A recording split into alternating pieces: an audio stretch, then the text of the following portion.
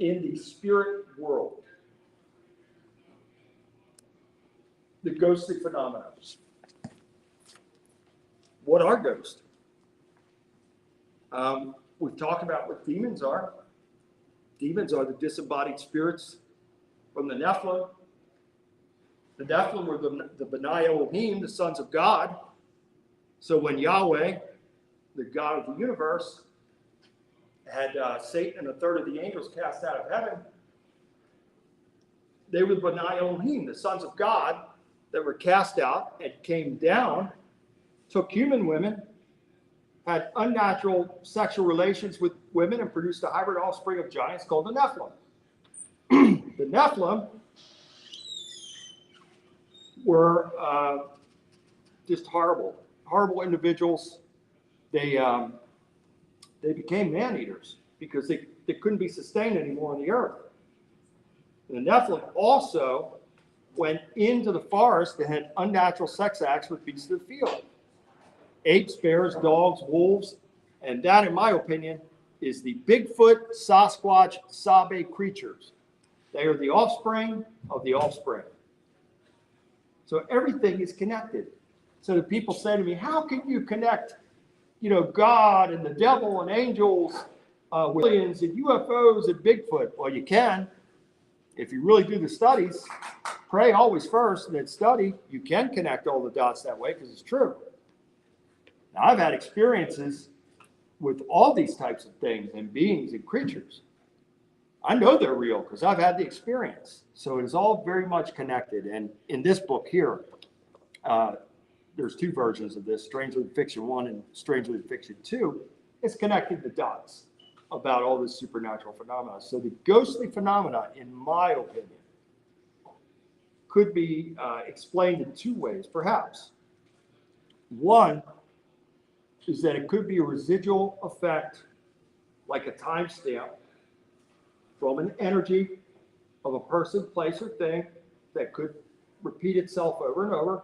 And that secondly, if it is more intelligent and under control, then perhaps if we do have a soul, which I believe that we do, when we pass, supposedly the body becomes 17 grams lighter, and that is the soul departing, supposedly. But what if there is another life essence in the body as well? So if the soul departs, then maybe there's a second life essence that remains on the earth somehow, some way, that could be under an intelligent control, that could be producing the ghostly type of phenomena. Now, there are conservative Christians that, if they were here right now, they'd probably be rebuking me for what I'm saying.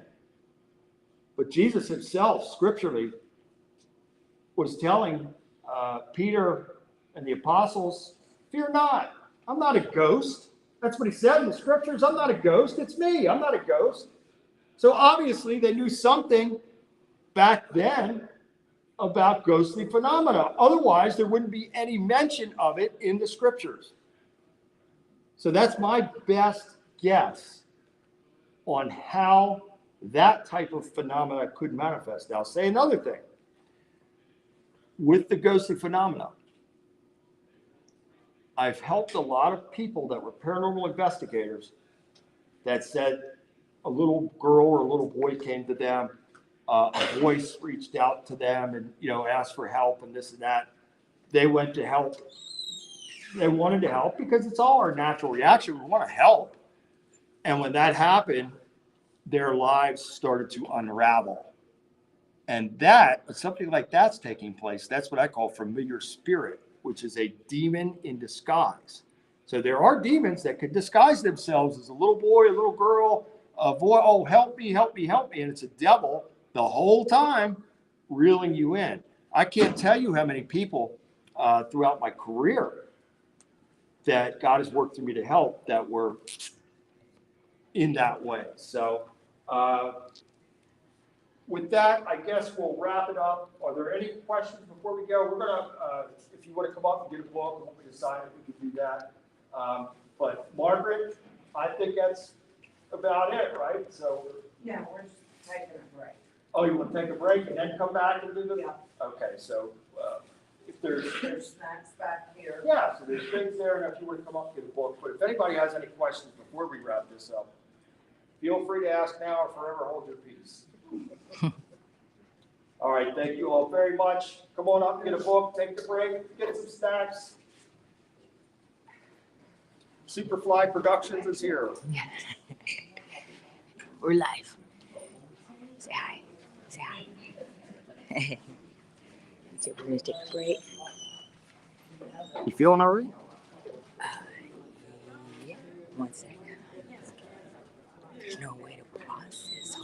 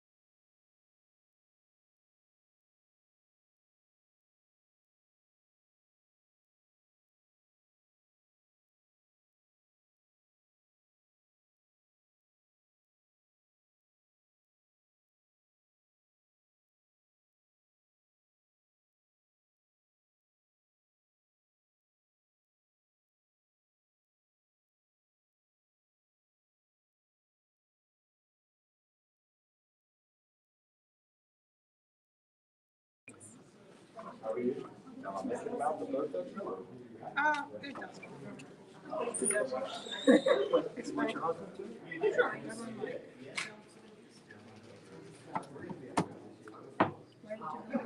Yeah, it's fine. For once, cash. You know, it takes cash, right? I'm gonna get another card. I don't know. Honestly. Cash.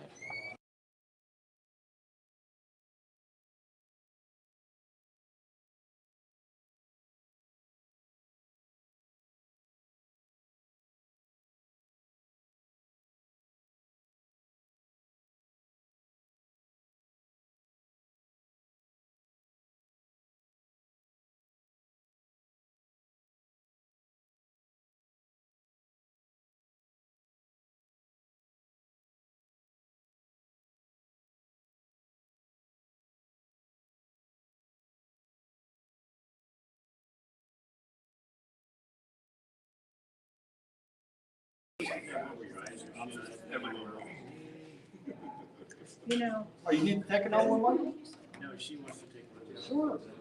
I wonder if she can get Kayla.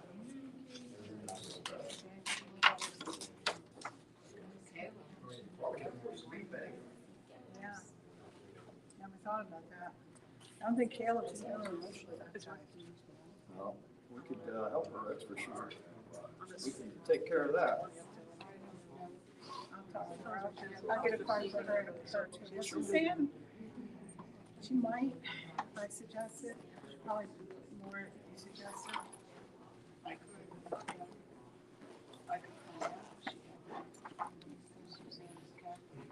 Right.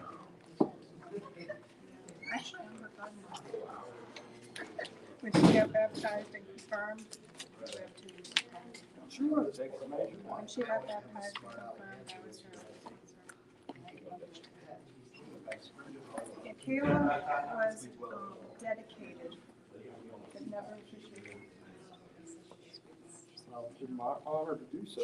She's been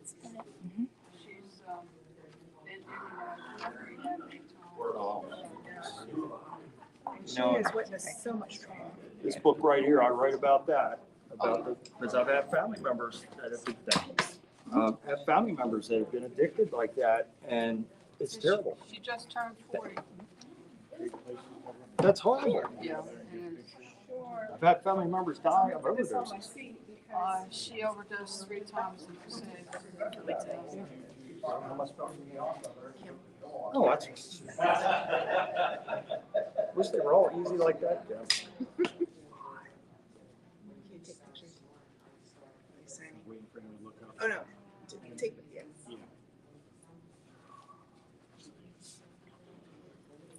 All right, that's that. Can you look up just for a second? Sure. Back this.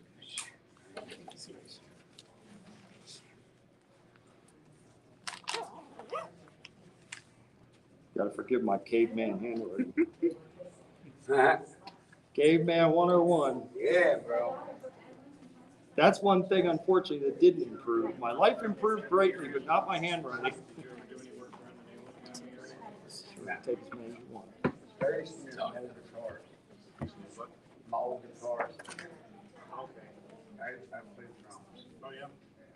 I was in the boiler room at the Naval Academy for a long time, so I ran into so many people over the Yeah, years. the first time I met him was at, what was the name of that bar? Greenland Inn. Thank you so much. Yeah. That's the Cat and Box on Fort Farmer. Okay. Norman and Ann. God bless you. God bless you as well for the flooding meeting. Yeah, well, that was the bar. Okay. And I told the guy. Very blessed with the angels that have been sent. You are blessed. Then. You're absolutely blessed. And you know, when God puts that on you, you just, there's no going back from that. You just, you allow Him to guide you and how He will guide you. And I always have feelings when someone needs help, so he has a conviction. That's spiritual discernment. That's, I can look at you and see. You're very blessed. You're very gifted. Please keep, you have my card, right? Take a card. Okay, so what, sign to both?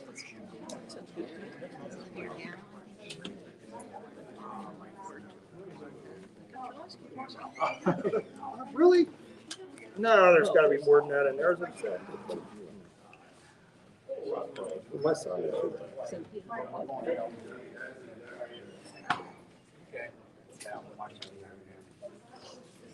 Nice to meet you, I know it, and thank God that, you know, I'd like to have more of these types of gatherings, because I really love seeing people. COVID messed all that up for a while, but hopefully that's all behind us. This one's interesting. Butting in line. Oh, you're good. Good, buddy. I'm good. I'm getting ready to go ahead and have food and on double team. Oh, Yeah, we'll probably be up until 3 o'clock in the morning again. Bill never. He takes me double team. Yeah. Last time I seen him, I lived in the woods. Yeah. And I was talking to my camp. He wasn't, yeah, I took him to my camp. And he wasn't even going back. He's like, right. okay, I get it. You need anything, don't hesitate. If you ain't going back, it's free, man. I think I know you. Behind the old jumper's ball. It's, Well, I used to live in Glenburg. It was like 30 years ago. it's Mountain Road up in there. Here I was saying, Where Alex is at. and where just Alex talk is for at. a few minutes. That, There's so that much. was the mountain. Where And Alex I'm is looking over at Margaret, and she said, hey, we're doing I ain't going back So there. it's been 2 years in a row. I'm like, nothing bothers me. You Of know? course, he's I got. don't believe in it. the worst. Person, I think, I guarantee you, it's bad. we should think, Are you leaving there? Are you staying? Oh, yeah, we'll see. I can't do You know that. what I'm saying? That's kind of. I work 7 days. You think we're the only things like us? Yes. Whole galaxy. Are you the one that had it always? Huh? Yes. I'm just Yeah, looking. this whole galaxy thinks we're the only things like, Were they we're not that in line or? right. So I don't know. We were just looking at the Plus, photos. how you become a spirit I know what I is got. when you have a tragic death. like you play brains out or whatever. Yes. That's the reason why Gettysburg is much So it's more like that. lights. It's like You never that's do. where the water That's my goes. thing. Well, I'm going Gettysburg. Go on ahead. I Right, love that's like that. Gettysburg. That's the reason Yeah. why. My mother had a hotel there. She stayed in that hotel. There was activity in that hotel. That's the reason why, because it's a tragic death. Yeah. When you play brains out or you get killed or, you know, Probably something to that. 'Cause it's a tragic kind of death. seems that way. You know, Gettysburg and other places. You'll never need me, but if you do, well, Here, I don't think you're gonna need me with those angels around. You're not gonna need me. Galaxy. Those are mine. Take that Like like too. And I'm gonna pick you too. I was saying, the government knows that, they won't let it loose because they just let COVID loose. Look what happened. Thank you. Can you imagine if they let $20. truth out about other people running for freaking church and kill themselves? I mean, you can't let people lose their mind. You know, I know the truth.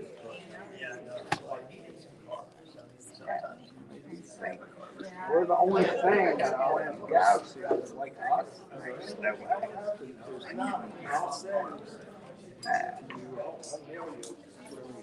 Yeah, I think I got them. This is all you got, right? No, I've written 10. I think only Brock. Oh my Christ, you got 3 of them. No. You cannot have. You got a 3 of them. bill. God. Gosh, Craig, I don't think was that your first one. But He's been the most of he's been them. to most of them. Oh, I got that one. Okay. Wait a minute. I like this. Which one's your new one? That one right there. I know I got that one.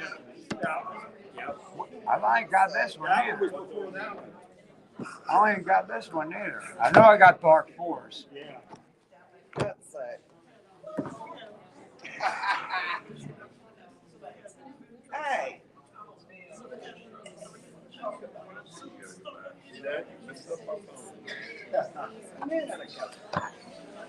Well, they're gonna miss you, Margaret.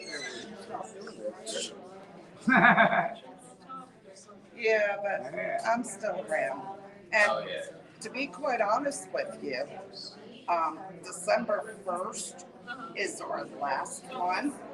And we are gonna open it up to all of our guest speakers to come back and join us. So, yep. But of course, Craig loves it very much. All right. Good to just be on the safe side. These screens, I can't even tell. What do you want, Michael? You want both of them? Okay. I ain't got them. Now you got them. No, I got the first one and the second Now one. you got these. I knew you put third, fourth. Yeah, this one, I've written 10. So this is my 9th and 10th. Wow. Yeah. You're illiterate. Like I am. Can't really read. That's crazy. That's what God does. That's insane.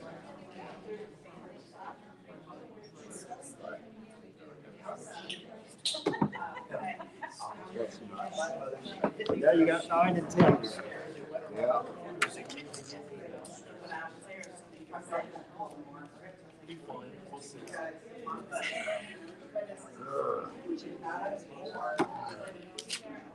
Take a donation, right? You sure you can afford that? Not really. Are you sure? Okay. Thank you.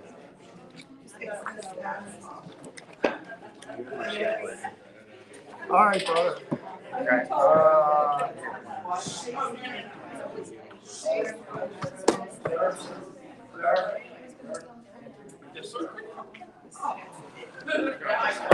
Thank you. Now, we're talking about your friend around here. She almost came tonight. When she was at the vacation, when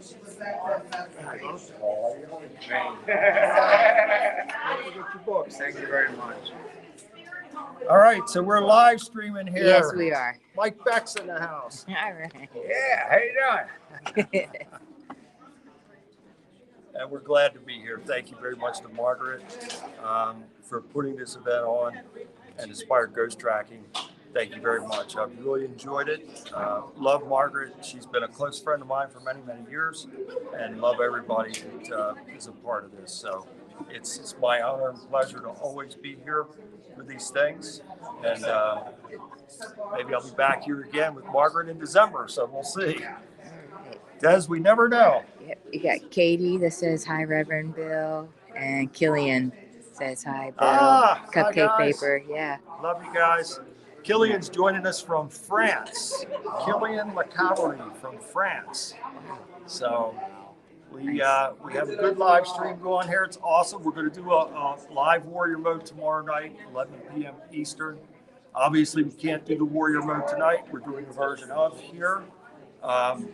But I thought it was important that we not skip a week. And so we're going to do warrior mode tomorrow night, 11 p.m. Eastern. So I hope all of you can join us then. And we look forward to it. Killian said he'll be there, and Awesome. got some people. Yeah, good. Fantastic. And I'm so happy that Des, she handles all this. She's a genius. She knows how to, I can't do anything when it comes.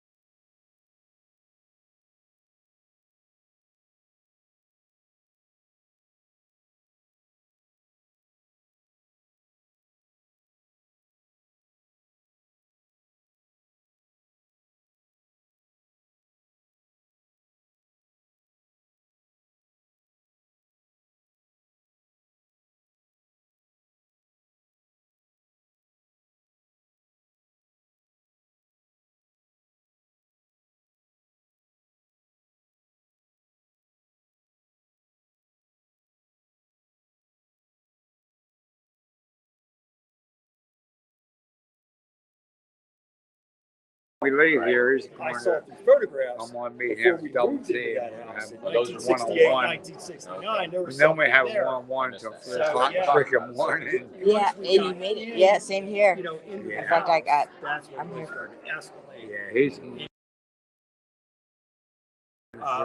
Father Okay, Allen, he was thank a you. great Nice man. meeting He you. really loved Thank you my for mom. the hug. I really appreciate it.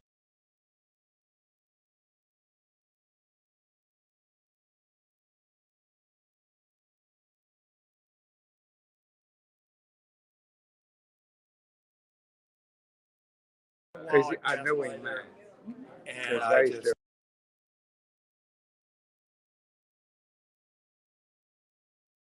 Right. It's like across from the Kind of Wendy's. easy. But no. thank you very Fully much. Trinity. I know you're It's busy. I know okay. you're busy. I was just That trying is to. on, I know you're busy. what is that, It's Margaret? right. That-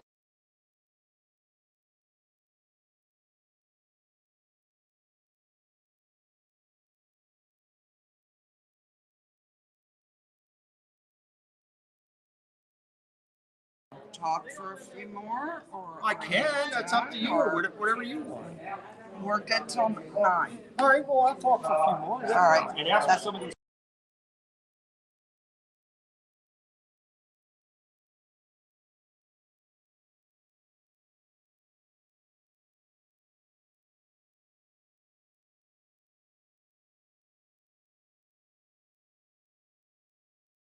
I have to get a picture. I got the phone right. I pressed the red dot. Come in, right? And nothing at all left. Ask me some questions. Hey, brother. Now, if you could just come down to my height. She's already there. That's not funny. That thing's coming to me. I'm not kidding. Wait a minute, I might have turned my head on that. I laughed when he said, so does dynamite. Let's make sure. That's another story. Perfect. Are you hungry now, Bill? I'm ready. Okay, is everybody else? I'm pulling Maria's hair. I'm trying not to. Now, we know you are. You said you're doing it on purpose. All right.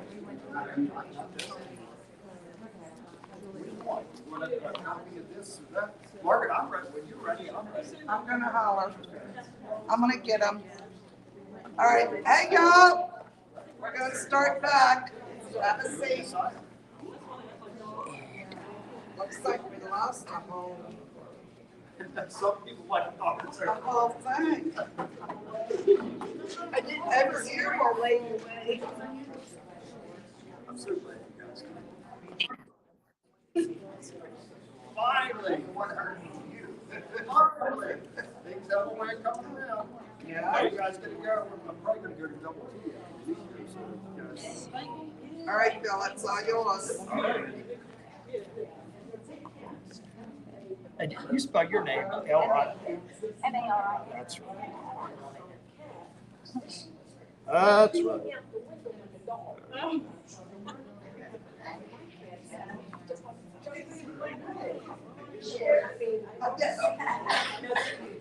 I can't believe it, brother. Finally.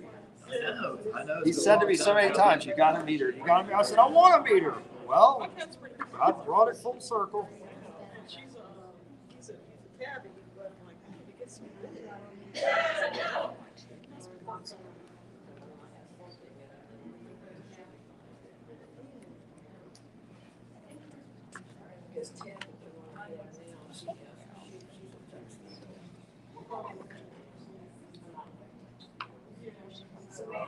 If only my handwriting were good, I would be complete. It's caveman 101. Here's what it is. You're the doctor of demonology. Well, you know, it's funny because when I would go to a doctor as a kid, they would say, he's got doctor handwriting. He's going to be a doctor.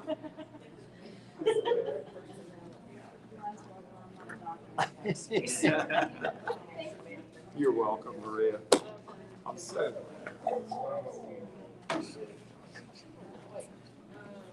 all right, Superfly's back here. We're ready to get back into the swing of things.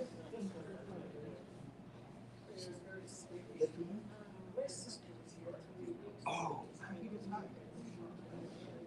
No. All right, guys, we're going to come back in with a few more here. Questions? We had a great dialogue there. Ask me some of these questions. So like the skeletons or skeletons that were found in the Americas here, like under the mound. Still find them. Right. Yep. You think that those would be like descendants of Nephilim, or I do believe that. I really do, because how can I say this? The winners write the history books. So there are those who kept us in the dark throughout our lifetimes, teaching us certain things, but not all things. And so Jesus said, seek and you will find. But you have to have that motivation to do so. So when I started the transformation of my life, I was seeking knowledge, and I wanted to know anything and everything. And it brings us right back to this topic right here, which is a fascinating topic, that these giants really did exist and still do. There are places on the earth where these giant beings still exist, and they are in remote places on the earth, but they're very real. And they were very prominent during a certain historical time.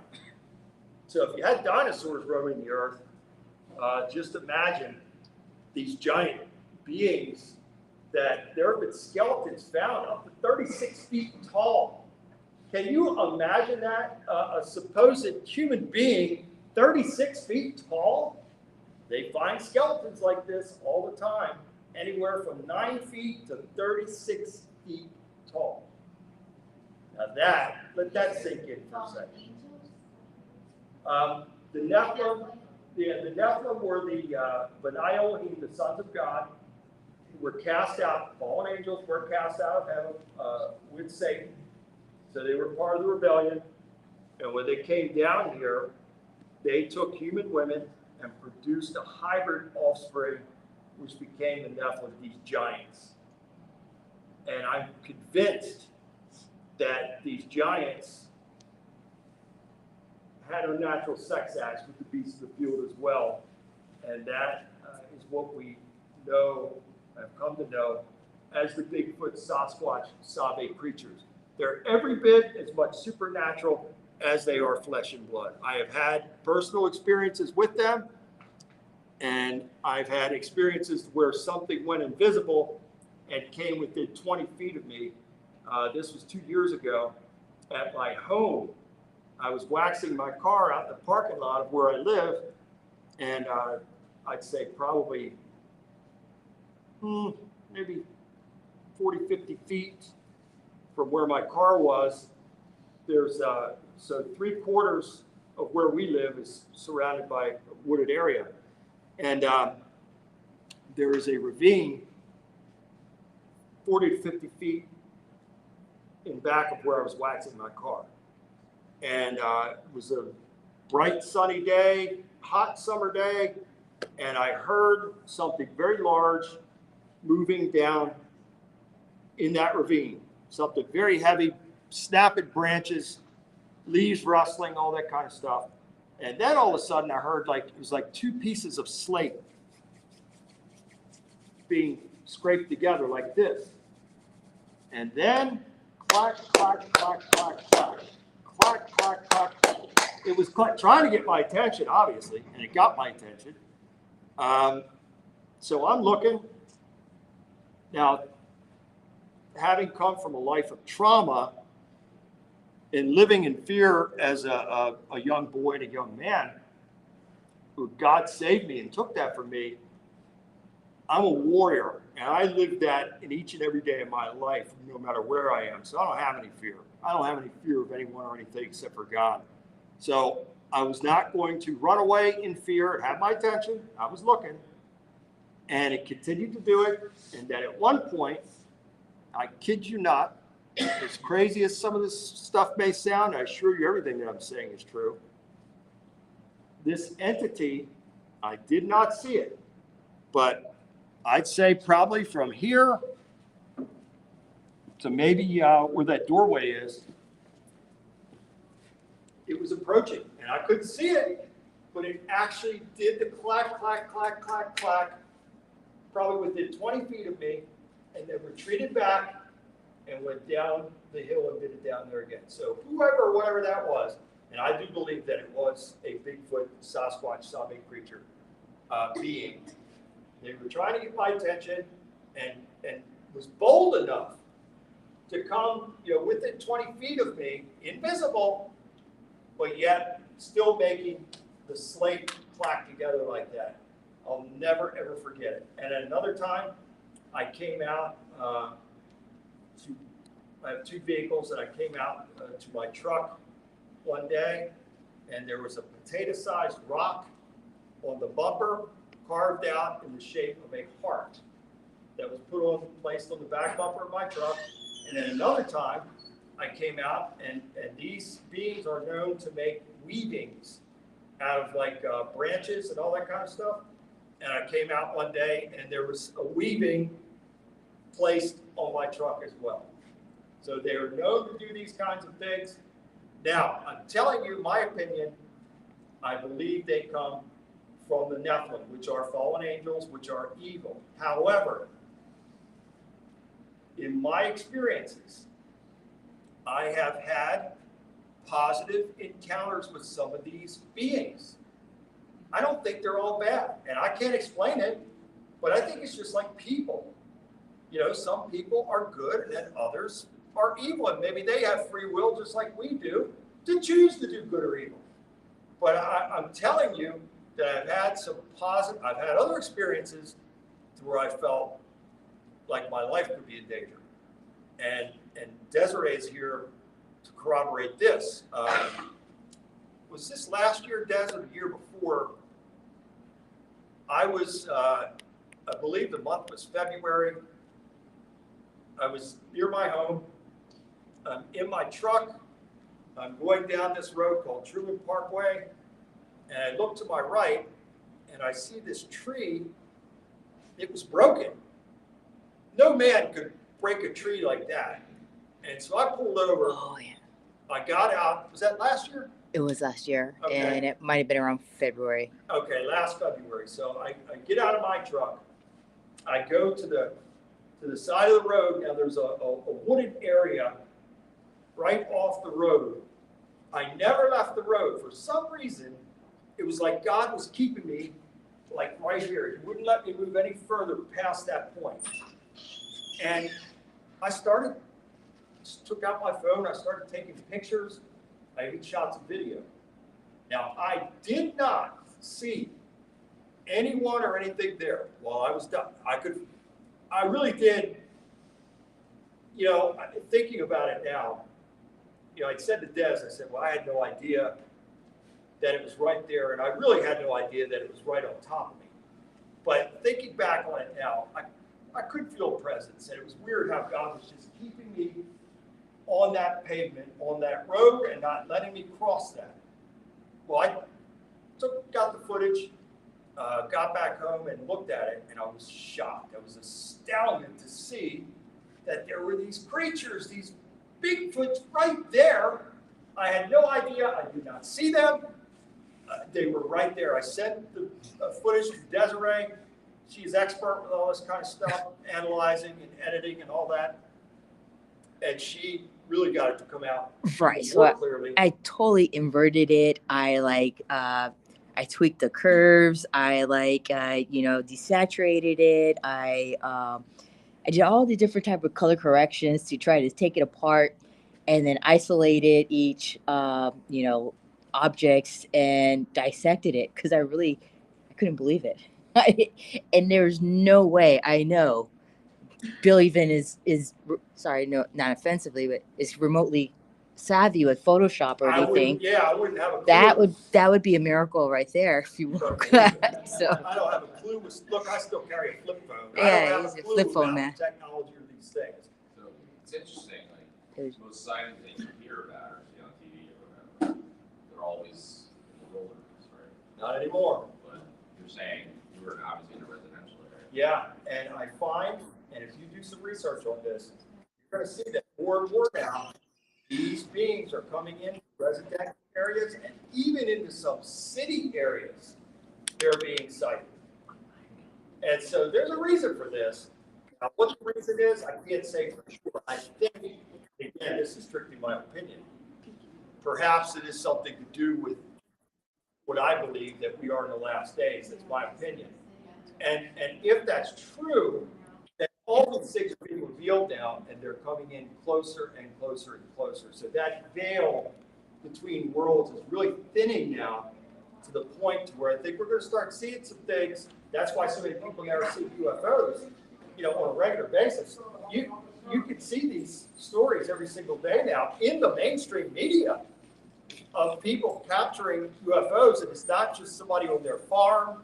You've got 100 people in a city now that are standing there and they're capturing these objects. So I do believe that A, it's all tied together, and B, it is indicative of the times that we are in. There was an episode on one of the Bigfoot shows where, they were tracking the Bigfoot, sensing cameras and things like that. And the first I heard of this multi-dimensional association Bigfoot was on one of those shows. Yeah. Where they were actually, you saw, they had some heat signature and it just disappeared. And- they were so close. And so that goes right back to what I'm saying, that these beings are every bit as much supernatural as they are a flesh and blood creature. And I find it also interesting that in a lot of these cases, to where some people will get a footprint a footprint and go, wait a minute now. How could this thing, if it's 8 feet tall or 7 feet or what, and it made one footprint? Perhaps, and again, this is just my speculation on it, maybe they have to take one step before going invisible. Maybe that is a principle on how they operate. I can't say for sure, but I can tell you this. Not only did I capture those faces, and at one point, I even looked at the video, never saw it, but yet probably from here to the end of this table, that being had to be at least 8 feet tall, and it was standing right there, camouflaged in with the trees. I had no idea it was there. It was like the Predator movie, the way it was like reflective in camouflage. That totally looked like that. It was. Yeah, and I'm wondering now, and again, I'm going out on a limb because I don't have the answers for these things. Nobody really does. But I'm wondering if this does tie in with some of the missing cases, like David Paulides has that missing 411. He wrote the books, and he's a former police officer that goes investigating these cases of people disappearing in national parks or in other places. I'm wondering if it is something like that, to where if the person crosses a certain threshold, now they are subject to being taken into some type of portal or whatever it may be. It's very interesting. I'm glad I didn't find it out, because I really don't want to find that answer out unless I can come back. So, but it was really sobering and a confirmation that God was really with me and for me, because if you, and really, I guess I should have brought that footage with me. If I come back in December, I'll bring it. But Des, when she looked at it, and then when she was able to bring even more detail out, I was even more astounded and even more thankful to God, because I could have stepped into something that could have been fatal. Who knows what could have happened at that point had I left the road and went into that. I might not be here right now. So it's a very interesting topic, like all these topics. It's a deep rabbit hole. For me, I always pray first and ask God to lead me into truth and to help me to find truthful and accurate information. The information is there. Seek and you will find. But you really gotta seek earnestly. If you really want to know answers and you want to know truth, you really, really gotta dig, and you'll find it. That wasn't intimidation of any sort, was it? You think? I don't think so, because to be honest with you, I can't be intimidated. I have, and I'm not saying that on my own accord, I'm saying by the power of God working through me. I've had people throughout my lifetime, I've been in many life-threatening situations. I worked in the bar business for 22 years before being the spiritual warrior. I was a physical warrior, and I had people try to stab me. I disarmed a gunman that already fired the gun a couple times. I had it to the back of the head of somebody. I've been hit with bottles, you name it. And I mean, Mike can tell you, I've been through lots of things. And I praise God for keeping me safe there as well. Had somebody try to stab me in my femoral artery one time, try to slash my face first, and then stab me in my femoral artery. And I thank God I was able to overcome that. But even as a minister and a spiritual warrior, I have been in the homes of people to where a person handed me their gun and said, I want to shoot you right now. And I took the gun from them. They handed me their gun. They wanted to shoot me. People tried to stab me. Person tried to slash me with a shard of glass about that long. People tried to bite me. They've spoiled me. They've struck me. And I've been through all those situations. And through it all, God has helped me to maintain control of the situation. So I can't show any fear. Because if you're in a situation where you're trying to help somebody as a representative for God and you show fear, it's over. It's over for you. It's over for the people that you're trying to help. And the devil has a belly laugh because he's got a victory. So I have to stay in control no matter what. And secondly, I have to keep everybody safe, including the person that's trying to hurt me. Because if they are taken over by demons, they are not personally trying to hurt me. It's those demons working through them to try and bring me harm. So I can't show any fear. And I thank God for that, because there have been situations. I'm going to mention one quick situation. Des, I know you have to go. I performed an exorcism for a lady in Gettysburg on, it was in 2014, I think. and a severe case of demonic possession. Now, after the deliverance exorcism was over with, she was freed from the demons that possessed her. However, it's not over from there. I have to, after that, baptize the person. And then we sit down and we put a game plan together for that person's life and moving forward. So at that point, I become a counselor. And we have to talk about eliminating some things that might open the doorways for this to happen again. And we have to put a game plan together for that person to move forward, trading the fear in for faith. So with traumas established, people live in the fear-based, trauma-based way of thinking and living. You have to trade that for what I call warrior mode, which is faith, strength, and courage. And then after that, I have to get up and go through the entire home, making sure that there are no demons hiding or lurking anywhere in the home or on the property. So this is a very involved process. And so when this was happening at this particular residence in 2014, very large home, I had gone through the entire home except for the attic area. And I got there, and it was a very large, wide set of steps that went into the attic, which was being converted into like a master bedroom. I go up the stairs to my right. It's there's a lamp there. It's light.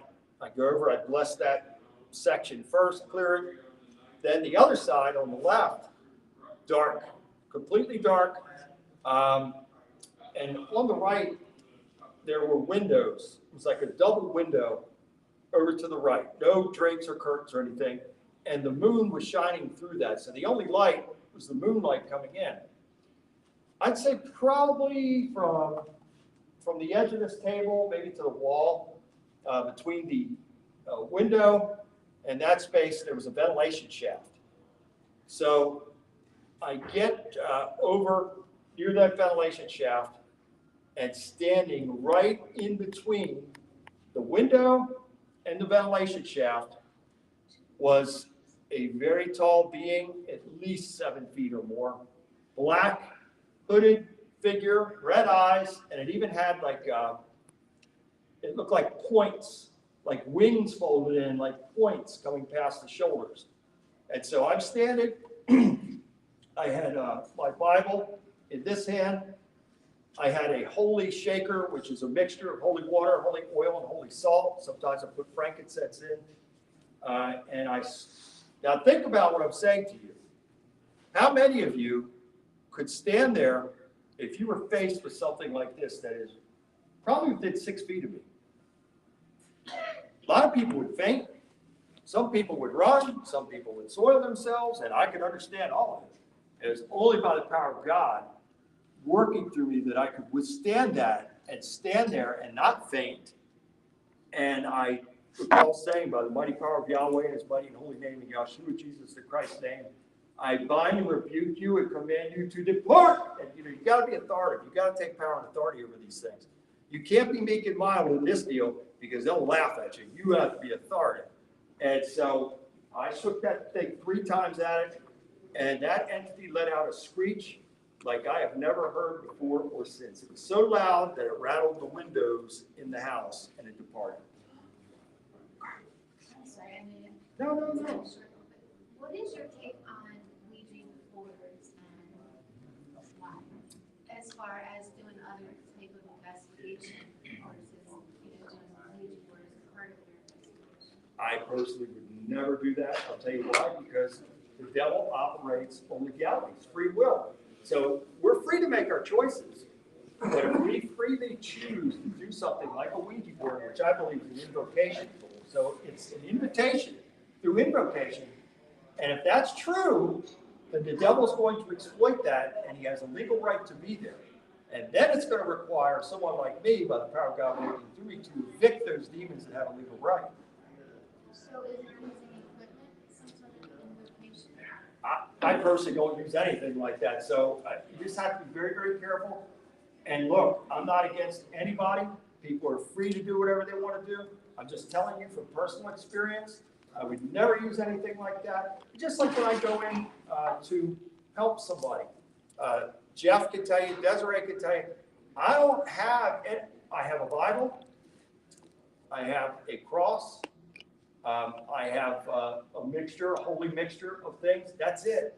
There's nothing else. I don't report anything because in most cases, when people are under that level of attack, they don't want to broadcast it. They don't want people to know that they're suffering in that way.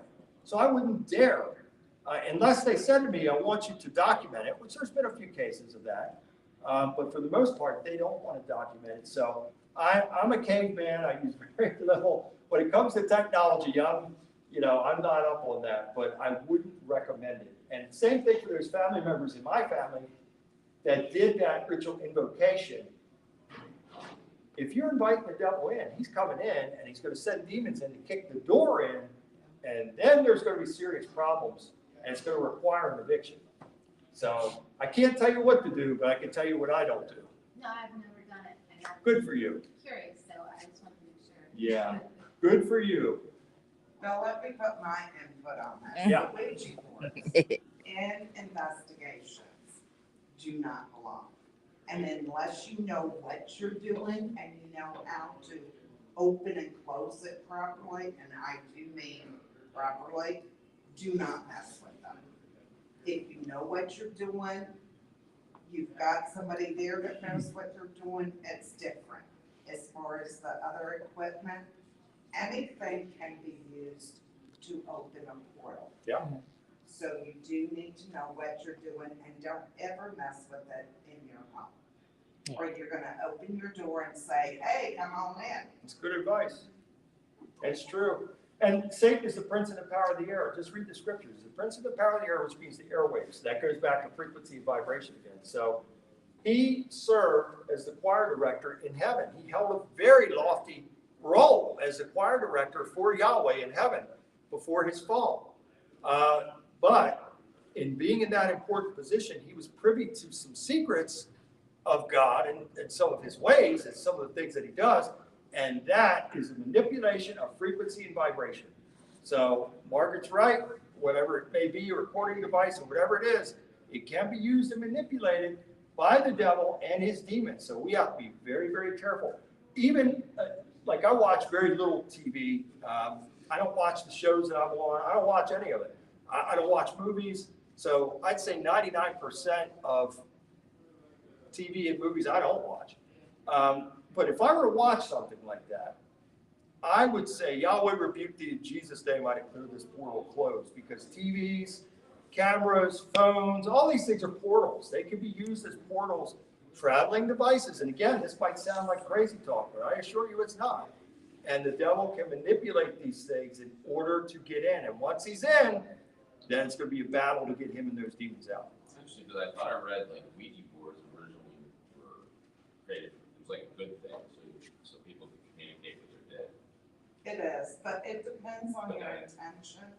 And the problem is, unless you know who you're sitting around with, I mean, I could invite 4 people over.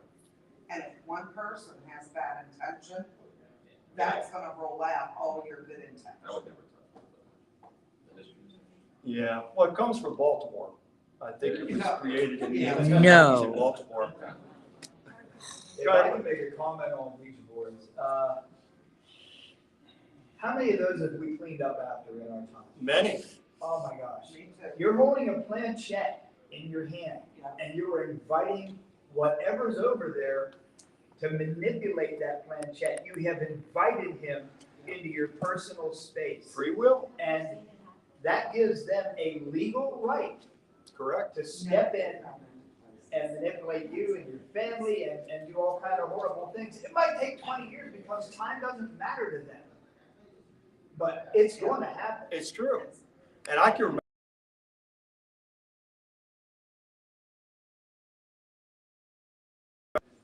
And I want to say maybe 2014, 2013, 2014, a mother and daughter.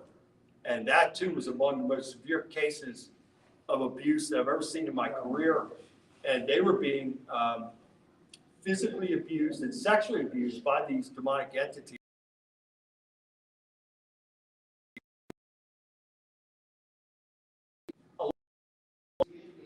the common thread is child molestation or some type of trauma, whether it's, a violent type of upbringing or physical abuse or mental abuse took place. It's always something that brings forth a great deal of trauma. And once that trauma is established, then these demonic entities will stay, like Jeff was saying. They'll stay, and then they'll create a variety of patterns of abuse throughout that person's lifetime until they're evicted. So they'll play the game. They know at some point they're going to be evicted, but until they're evicted, they're going to continue to try and create as much havoc and damage and trauma as possible. And in that case, recollecting on that right now, I just recall seeing that mother and daughter. It was almost like they were on their way to death. They were so beaten down, they didn't have hardly anything left. And I'm happy to tell you that God worked through me, and Jeff was there and to help them to move forward. And it was the greatest thing after the exorcism was over with, seeing the two of them, life coming back into their eyes and into their whole being, to where it looked like they weren't far away from death. And you remember it clearly, right? Absolutely. Their eyes were absolutely resigned. Yeah. It was like, okay, we're done with this. We'll just wait until it runs its course, and we're just not going to be here anymore. And they were suffering regular sexual attacks from these demonic entities. It was just awful. And you could feel just approaching, even before I walked into the home, just approaching, you could feel the overwhelming presence of evil there. And that only intensified once I walked in the door and got in there. But it was among, I'd have to say, that would be among some of the more severe cases that I've been involved in. But also one of the most joyous cases after it was over with, to know that God brought life back to them and they were free from it. So I've forgotten so much, as I stand here and talk, little bits and pieces of different cases come in, but it's a blur. I'd have to go, even with this book here. Are we done? Oh, I thought that was my alarm that said, shut up. That wasn't big. But even in this book here, I had to go back through some of my case files, which I have, you wouldn't believe it. I mean, literally have files, and they're bulging files of all these cases. And I went back and looked at some of these things, and really it becomes a blur. You do so many, after a while, it's a blur. And there's a few that stick out, but for the most part, I'm just on to the next person. It's next, because there's always a next. There's always somebody in need. And even tonight, once I get home and get settled, I will be back to work, and there will be a ton more messages from people seeking help. So there's always the next person. So it is what it is. I'm thankful to God for working through me to help people. Go ahead, Margaret. So we hear about all your success stories and all that. Has there ever been one that didn't work, or that something came back or anything? Two painful failures that I could think of, and I wouldn't call it a failure, because at the time, God did work through me to deliver each of those individuals. However, and you can read the scriptures, if a person is delivered, their temple is clean. But if they go back and open the doorway to what they were doing, 7 more wicked demons than the original will come back, and that person is 7 times worse off than they were in the first place. And unfortunately, that's happened 2 times in my career, resulting in suicides both times. One was a military veteran that I helped in Sacramento, California. Really good guy, wonderful family. He had a wife and children, and unfortunately for him, the traumas of war just ate him up, and he went into a world of substance abuse to try and cope with that. I went out there. I did everything that I could do by the power of God working through me to help him. He seemed like he was delivered. He turned a corner and he was doing well for a while. And then all of a sudden, he went off the rails And things spiraled downward to the point where he ended up taking his life. And boy, I'll tell you, that still hurts to this day because I love people and I want to do anything that I can by the power of God working through me to help people. So when something like that happens, it's devastating to me. And then in another case, which was in Arkansas, I think that was 2016, 2017. Similar case, the man had a wonderful wife. They seemed to be faith-based, but he had addiction issues. And we thought that we had turned a corner. I performed a deliverance over him, baptized him. Things seemed to be going well. And then all of a sudden, and this is through a behavioral pattern. So this is why I say we must eliminate the behavioral patterns, because if we don't, then we're going to revert back to those behavioral patterns. And unfortunately, in his case, that's what happened. He reverted back to that world, and ultimately, he took his life. And in both cases, just even to this day, it hurts. It eats me up because I want 100% success for everybody, you know, not just for me, but I want everybody to be okay and to move forward. So when things like that happen, Margaret, oh, it's painful. It's very painful. So yeah, and there have been other cases as well, specifically drug-related cases, to where the person will do good for a while, or if they're an alcoholic, they will do good for a while, and then all of a sudden, whatever it may be, something triggers that person to want to step back into that life where they were, and then they're fully immersed. You can't, I've had people say to me, well, you know, it's okay if I just have one. No, you're an alcoholic, and if you have one, that's going to lead to 10 or 12. Same thing with drugs. Oh, I can just smoke this joint, I'll be okay. No, you won't. And so this is what the devil does with the enticements and temptations, that a person will actually lie to themselves and think that they can step back into that and that they're going to be okay and unscathed.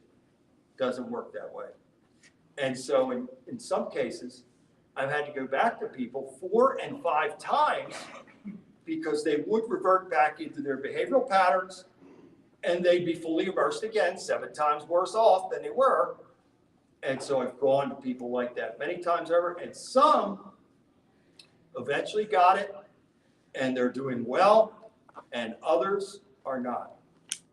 I have one guy tell me, and I'm happy to tell you that he is free now, but at that point in time, he was not.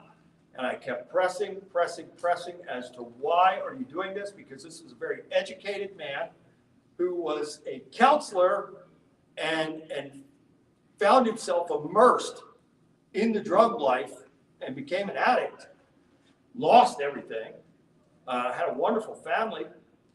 And I pressed him and he finally said to me, because I love doing it. I love getting high, and I'm going to keep getting high. So that's the most honest thing you've said to me since I've been here.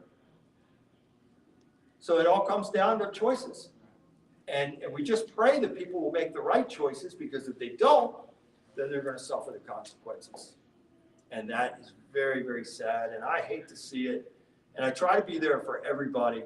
But I've learned this as well, especially when it comes to addictions. You can love people. You can pray for them. You can try and support them, but you can't be their fool. And I've been the fool for some people. I've lost family members to drug overdoses. And I've been the fool to some people trying to help them because I was putting everything I had into trying to help them. They were using me. So it's a fine line. You got to be very careful not to be an enabler. Because if you're an enabler, they're going to use you until there's nothing more to use. And so we just have to be very sober and vigilant on that and keep our eyes open. And that's sad too. I've had to be firm with some people and say, look, if I can't be a blessing to you, then I'm not absorbing your curses. Sorry. Come back to me when you're sober. Come back when you want to make changes in your life. And then, by the power of God, we'll get this removed and you can move forward. Otherwise, nothing changes. It'll only get worse. But you had a success story, right? That other than, yeah. And unfortunately, that were choices, free will, But don't blame God when you make the bad choice and you're in the pit and your life is in the pit. Don't blame God for it. Blame yourself because you made those choices. So I pray for people like that. But there's nothing else that you can really do because you can't force anybody to do anything. And I found that even in my own family, when I was strongly trying to get the person to move away from addictions, they would absolutely hate me and do it even more. So the more I pushed and tried to save them, the more they were saying, pretty much thumbing their nose at me, saying, I'm going to do what I want to do because I can. So it's very sad. It's very tragic. I can tell you this from a personal standpoint. I absolutely despise drugs and alcohol. I can't stress that enough. I've been in that life. I could have very easily, get from alcoholism or drug abuse. I despise them, and I see them both as my mortal enemy, and that's what I try to get others to see as well. What a concept, right? You are paying somebody for their poison to put in your body to poison yourself, and you're paying for it. You're paying for it in mind, body, and spirit. So all we can do is pray for people. We pray that we can be a blessing. That is my agenda every single day of my life, that I can be a blessing to somebody and plant a good seed with somebody, but it ultimately comes down to the person's free will and choices. So go ahead, sir. Is there a standard process you use for exorcism, or does it vary from person to person? Yes and no, and that's a great question because, yes, there is a framework. However, God does have me to do things a little differently, seemingly for each person, for each case. I guess it's more personalized to that person. I can tell you, this wasn't an exorcism. This was a call for help, and this happened about 7 years ago. It was about 3 o'clock in the morning. I was online. I got a message, an email from someone saying, Bill, it was so great knowing you, love you, blah, blah, blah. And I said, where are you going? And the person said that they couldn't take it anymore. They were going to kill themselves. And I said, look, here's my number. Sent the email. I said, call me right now. The guy calls me. He's crying uncontrollably, just absolutely devastated, heartbroken. He had lost a loved one, and he didn't want to live anymore. And so now you got to be very careful in a situation because this is as fragile as it gets. This is a person that potentially could be on the edge to ending their life. So if you say one wrong thing, could push them over the edge. So I'm praying as I'm talking with this individual, asking God to give me something, a word to give to this man that will bring him back off the ledge. And sure enough, during the course of the conversation, this man was wailing. I got him to stop. I told him to stop it. I said, God is